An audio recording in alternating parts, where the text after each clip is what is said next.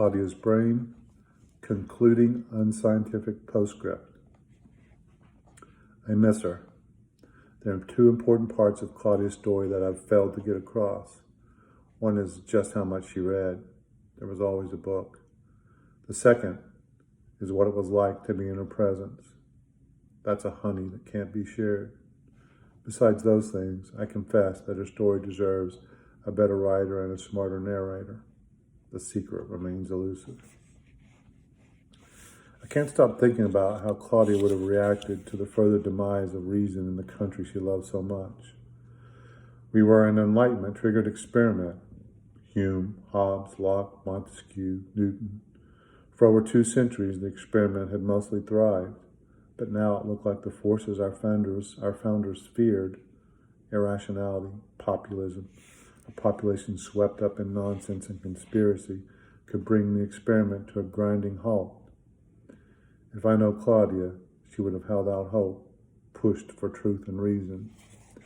This is my clumsy attempt at a postmortem on Claudia's Brain.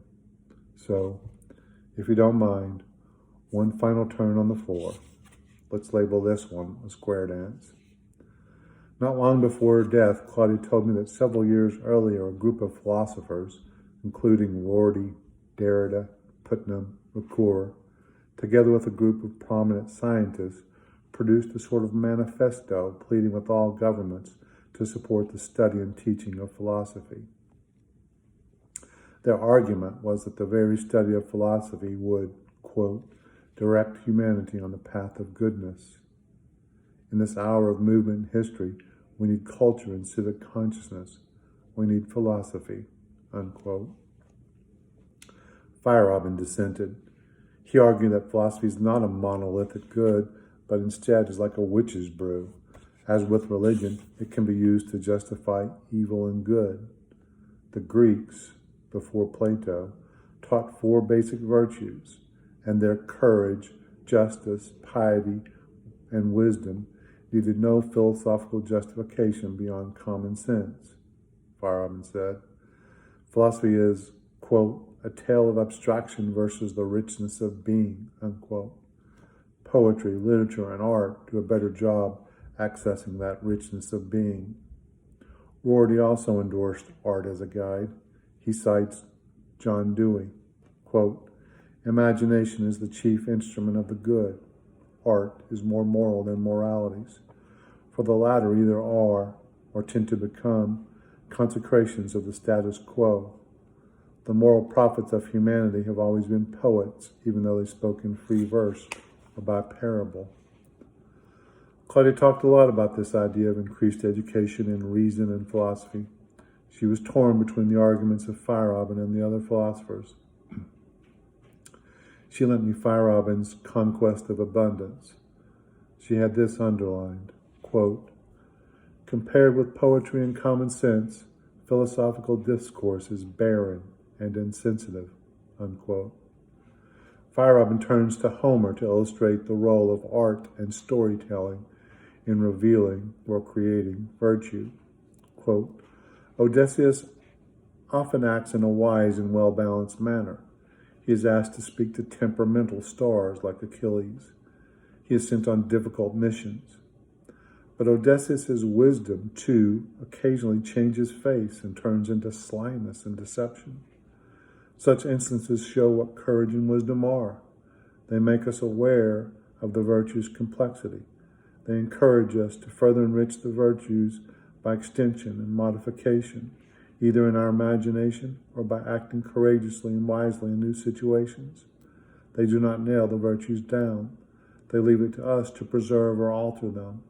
Examples teach while encouraging spontaneity, unquote. But what Feyerabend failed to point out, and likely at the time didn't think he needed to, is that Odysseus had to assess the facts of the situation before he could exercise that courage and wisdom, before he could make any judgments. Odysseus had to reason his way through the factual situation, intellectual judgment, whatever the complexity of his virtues. I keep thinking about what Claudia told Thompson about offering an either or. She said the answer is usually and, We can learn from philosophy and the stories of the aesthetic arts. Reading Lee, Shakespeare, Austen, Proust, O'Connor, Nietzsche, Calvino, Angelou, Albee, de Beauvoir, Kant, Dostoevsky, Sartre, Derrida, Salinger, Gogol, Feyerabend, McEwen, Kafka, Mann, Walker, Hume, Purdy, Wright, Miller, Arendt, Kierkegaard, Wilde, Heller, Wolff, Darwin, Einstein, Green, and Kundera enlightens the human condition for us. Stories can be our means of self-creation, the subtleties of reason and a personal aesthetic, she thought. So too, maybe knowing the plurality of value found in Piper, Thomas, Tessie, Calvin, Sidney, and Tamina contribute to our aesthetics. Purdy worried that stories blunt our originality and earnestness, but, as Feyerabend points out, they can also teach and encourage spontaneity and inventiveness. No abstraction encapsulates Tessie's laugh. No abstraction encapsulates the particulars of Claudia's slap or Piper's therapy. Maybe we need more than abstraction of a number or a pithy saying on a t-shirt to appreciate Sidney's depth of being. Wasn't the abstraction in Calvin's work a peek at the secret? Maybe the judge needed more than abstraction to know how to litigate Claudia's destiny. You have to know their stories made of facts. I get why Feyerabend dissented on the widespread teaching of philosophy, but that was before the near complete demise of reason in our institutions. Maybe reason can and should be a constraint on our thoughts about truth and virtue. Feyerabend was a self-proclaimed gadfly. He bit when he thought reason overreached. I like to think he would bite even harder in response to its demise. I like to think that, like Odysseus' wisdom, his too would turn and change face in light of our post-truth situation. I know that's true for Claudia. Okay, I don't know. I don't know if philosophy can guide us to goodness, but maybe it can help us sort out nonsense. Maybe with a little study of epistemology, the virtuous dude could have figured out not to show up at the pizza parlor bearing arms. Maybe we can get ancient aliens off the air. Please stop watching, even ironically. There's no proof that aliens didn't visit, you say? Okay, but paraphrasing Russell yet again, there's no proof that there's not a teapot with your name on it orbiting Alpha Centauri either. How much does the absence of proof against lend credibility to the orbiting teapot? Do we now make our moral, social, and aesthetic judgments without thinking we need to know the facts of the situation? I finally get what Claudia meant about morality not dictating facts. Have we ejected intellectual judgment? I heard a mainstream media person say that the proper approach to journalism is to not even attempt objectivity, but to just state your bias up front. No. Hasn't reason done its share in explicating the meaning of life, or the absence of such meaning? Darwin's theory may not be prescriptive or normative, but it blew a gaping hole into the why and how of our lives. The Big Bang is our best approximation as to why there is something rather than nothing. But a whole has boundaries, and the hole in meaning left by reason provides boundaries on which new meaning must bump up against, and perhaps boundaries which we must existentially decide to violate. Doesn't it? The last philosophical conversation I had with Claudia about all of this was around Sam Harris's book, The Moral Landscape. Harris argues that if ethics is in any way about the well-being of conscious creatures, it must be guided by the empirical facts that science reveals to us about the landscape of well-being. Given my history with Thomas and the naturalistic fallacy, I wasn't so sure. Claudia said to me, if you're still stuck on the naturalistic fallacy, call behaving with regard to the well-being of conscious creatures something besides ethics and morality. Call it being good. Call it quality. Or if those words are too sticky, just call it acting for the well-being of conscious creatures. We don't need to invoke the normative ought. We can still make judgments. Was this the workaround that Thomas was searching for? Claudia thought that the capacity for care, empathy, and the sense of fairness instilled in most of us by evolution was a good starting point. In her view, we had the existential freedom to promote something like concern for the well-being of conscious creatures. And she agreed with Harris that there is facticity there. She told me maybe those facts are where we should gather together, form an agora, exchange ideas. I like that. Like Harris says, human well-being is empirical and descriptive. Mustn't that inform any value system? Someone wrote that it can't be right that we be morally expected to hop 30 feet in the air. It's just a fact humans can't do that. And how much must we be enslaved by those chains of nucleotides and their hop, peep, and looky? How much of our nature is what de Beauvoir and Sartre called facticity, and how much can we and should we existentially rebel against to serve a higher value, like the well-being of conscious creatures? What demands do we put on ourselves and others?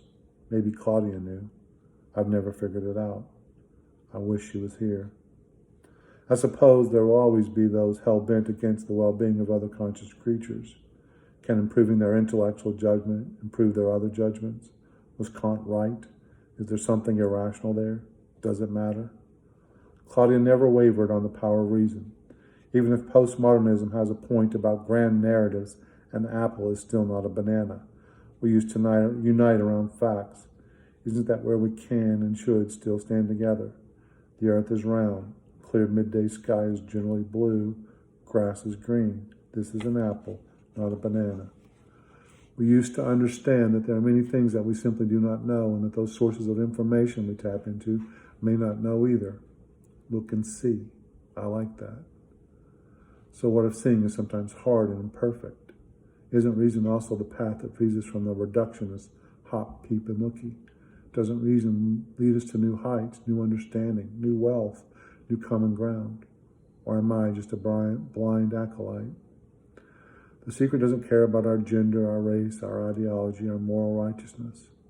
Yes, it takes work to get even a glimpse at the secret, but it's our only common ground. Launching a probe to Pluto required the exercise of facts and reasoning, some understanding of the secret. Language games are not such an obstacle. It got there. Impressive. Just for starters, I want the discernment of simple facts and modernist reason exercised to precision by my doctors, by the stateswoman and statesmen leading my great country, and by the mechanic out there fixing the jet I'm about to take off on. Einstein correctly predicted that light is affected by gravity, a never-before-observed phenomenon. Look and see. Doesn't the result suggest a true glimpse at the secret? No one's arguing that we've got a full-on, unobstructed, objective take. That's another straw man. Should the media still lean into objectivity and give us the who, what, when, where, and why? Shouldn't we prize and reward those who are best at it? Perfection is the enemy of the good. Shouldn't we hold to account? So turn off those news outlets who reward cults of personality who aim to separate us. Some say the information apocalypse has already sailed. Reason is dead. Claudia always held out hope for us. She believed the cultural shift was possible. She believed in a day where those inclined to nonsense are again subjected to intellectual judgment, where more is asked of them. I'm holding my breath. Maybe what we need is more Piper. She's not afraid of judgment. Piper bluntly confronts those inclined to bullshit. How else to help them? How else to help us? I can hear her now. Stop getting emotionally aroused by tuning into bullshit. Stop getting outraged about make-believe evil straw man you're being sold. Go read a science book, or a good story, or eat a good meal, or join a book club, or play some strip Scrabble, or maybe just go get... I guess not everyone responds well to such bluntness. It feels as if my heart will never mend. No one else came close for me. Unless, is Jane Goodall single? Did Claudia know about her pending death? No, of course she didn't know. Was she wrong to take the risk? I don't think so. Her work always carried risk. Was she wrong or naive to hold out hope for the Arab Spring? I don't know. Was she naive to believe so strongly in the power of reason and to hope it could bring us together? I don't know that either. But where are we without some hope? I could never keep up with Claudia, but I'm glad I tried. Good came from making the effort. I'm glad the standard existed. In the meantime, anyone want to buy a banana?